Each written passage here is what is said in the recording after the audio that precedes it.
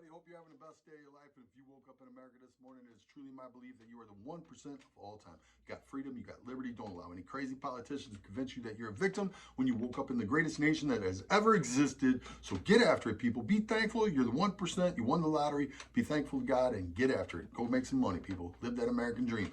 All right, today I'm talking about 10 instances of Democratic privilege. The governor of Virginia, all right, Ralph Northam, governor of Virginia doesn't know if he's the guy in the blackface or if he's the guy in the Klan outfit. That's really all you need to know, right? Because if somebody asked you which one you were, you would probably say, I've never been either, so neither. But he wasn't sure which one it was. Yet he's still the governor of Virginia. There's no outrage, there's no firestorm or protest, there's no asking him to resign, there's no impeachment. He is still the governor of Virginia, even though he has a picture of himself either in a Klan outfit or a blackface, and his answer to it all kind of gives it away that he's done both.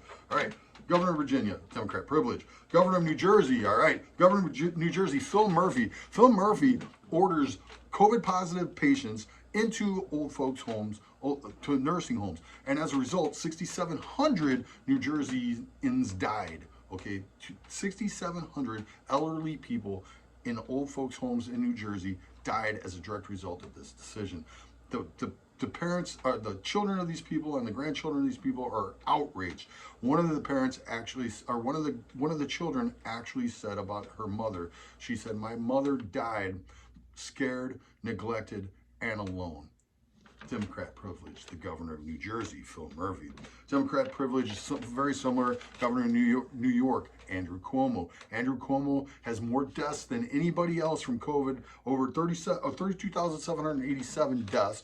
But he ordered on March 25th, he ordered COVID positive patients to go into nursing care facilities, elderly homes, old folks' homes, again, mandated it that they had to go in. Now, he had other options. He had the Javits Center. He had the hospital that was there that the federal government sent in. He had Billy Graham's operation. He had a lot of different things that he could have been doing. Instead, he ordered them back into the old folks' homes, where it's estimated that over 11,000 New Yorkers have died in old folks' homes alone because of this decision as a direct result. We don't know the exact numbers because, get this, the Democrat governor, Andrew Cuomo, will not give anybody the direct numbers. He won't give anybody the exact numbers. Now, you tell me that that is not Democrat privilege. There's not a firestorm of protest. There's not a demand for his impeachment. There's not even an accountability on any level. As a matter of fact, he's being touted as a future presidential candidate,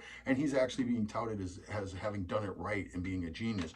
This is Democratic privilege, and I can't even imagine what it would be like to be one of the children of the parents who died in one of those homes because of this guy's decision, and yet he's being held up and glorified.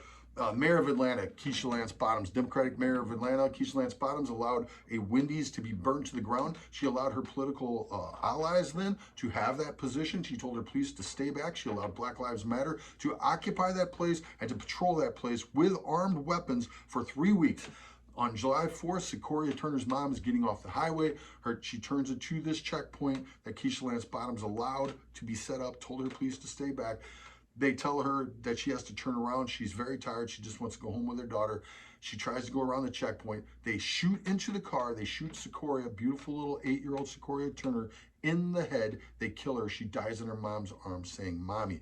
Keisha Lance Bottoms was not asked to resign. Keisha Lance Bottoms was not impeached. Keisha Lance Bottoms was not investigated. What actually happened was Keisha Lance Bottoms was invited to the Democratic Convention to speak, and she speaks at the Democratic Convention at a place of honor, and she talks about her beautiful children. She talks about how important it is, how our children are so important to our future. She does not mention Sequoia Turner once. Can you imagine being Sequoia Turner's mom and watching Keisha Lance Bottoms speaking in a place of privilege at the Democratic Convention?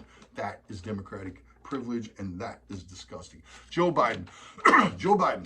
This guy was elected to office in 1972, sworn in office in 1973, becomes friends with all the racist Dixiecrats he could find. James Eastland was his mentor. This guy's nickname was the White Voice of the South. Joe Biden was politically allied to guys like George Wallace, Democrat governor George Wallace, and guys like Bull Connor. Joe Biden's allied himself to these people. George Wallace actually said, segregation today, segregation tomorrow, segregation forever. Joe Biden fought for segregation, against desegregation throughout the 1970s into the early 80s. You can't even make this stuff up. This guy actually voted for NAFTA. This guy actually voted for China to have most favored nation trade status permanently. This guy pushed for China to be into the WTO. And that resulted in over 60,000 factories being taken out of America. Those three decisions alone destroyed the American working class in the what's called the Rust Belt now. And that was disastrous. If that's not bad enough, Joe Biden actually brags that he wrote the '94 crime bill, which put more innocent black men away than any other bill in history or any other thing in history. And by innocent, I mean non-violent drug offenders, things like that, away for life. Someone like Alice Johnson, right? That's Democratic privilege. How did they respond to him being a racist? How did they respond to him fighting for segregation and for sending away all of our jobs and doing this crime bill and everything? How did he? He gets rewarded by becoming the 2020 presidential nominee for the Democratic Party. That is Democrat privilege. That's crazy. And nobody's even talking about it. Hillary Clinton. Okay, Hillary Clinton's going to be quick. Emails, Benghazi, all right? Russian reset, all that stuff's crazy. She lied about Benghazi, so forth and so on. So many of her acquaintances seem to meet with really incredibly weird demises. A lot of them commit suicide very strangely. And it would be a joke if it wasn't just like a coincidence that just keeps happening over and over and over again. But then there's Haiti. Now, that issue alone, what the Clintons did to Haiti, that should end it right there. But nobody even talks about any of the above. I just saw Hillary Rodham Clinton actually on TV on one of the talk shows not too long ago giving her opinion about something, and it's amazing. Like, she's actually being called upon as like an expert, as somebody we would respect her opinion and so forth and so on. That is Democratic privilege. FDR is touted by the Democratic Party as one of the greatest presidents of all time, and yet FDR was a racist. FDR completely and totally, obviously we know about the Japanese internment camps. Those were actually American citizens of Japanese descent that he took out of their homes, stripped of their constitutional rights, and put them in internment camps, all right? That is racist, that is wrong, that is unconstitutional. Not only did he do that, though, most people don't realize that FDR actually discriminated in a huge way.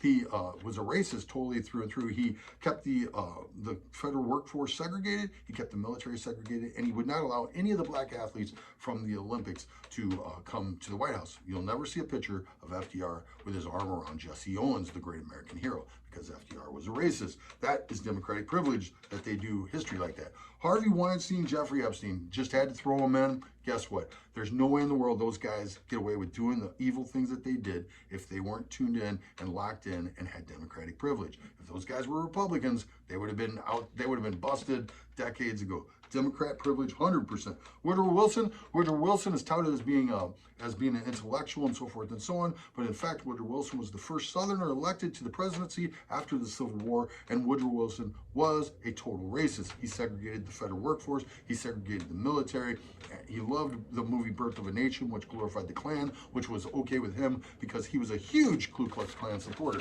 That was Woodrow Wilson. History gets taught differently because he was a Democrat. That's Democrat privilege. Barrack Obama, the ultimate Democrat privilege, really. Barack Obama, a sitting U.S. president, spies upon his opposition candidate, Donald Trump, and the Republican Party, literally uses the levers of government to spy upon him. Nothing happens out of that. Barack Obama also left Libya in a completely destroyed jihadist state where they're selling slaves. They have a vibrant slave trade today. He allowed the Russians to take over Crimea, invade eastern Ukraine. He invited them into Syria. He allowed the Chinese to build military islands in international waters, and so forth and so on. You get my drift about Barack Obama, and they gave him a Nobel Peace Prize. That's Democratic privilege, people. The Democratic Party itself, fought for slavery throughout the 1820s, 30s, 40s, and the 50s. They get violent. 1860s, they fight a civil war, killing over 300,000 Americans, and it goes on from there. Democrats are responsible for all the Jim Crow laws, all the segregation, all the voter suppression, all of it. That was all Democrat. The Ku Klux Klan, that was all Democrat. All the lynchings, that was all Democrat. That is Democratic privilege over and over and over and over again throughout history. So there you go. 10 examples of horrible Democratic privilege, and it's crazy, people. Open your eyes, learn history, and you know what? Let's speak the truth, people. If you like what you hear, please like, comment, and subscribe, and share my videos everywhere. And you guys know what I'm saying. Trump 2020, baby, the peacemaker.